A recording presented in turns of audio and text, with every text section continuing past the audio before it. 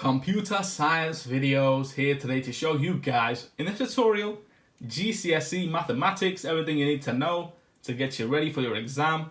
Without further ado, let us start the video. In the previous tutorial, we focused on arithmetic with whole numbers, multiplication. In this video, we are focusing on the same subject but addition. So we can now start the tutorial. Let's now bring the numbers into the frame. And so worked example number 1. 293 plus 7821. What I would do, I would see and focus on the largest number. So 7821 plus 293.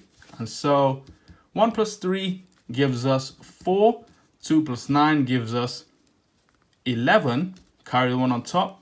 8 plus 2 gives us 10, 11. So that's 1. Carry the 1 on top. And that's just 7 plus 1 gives us 8. So 8,114.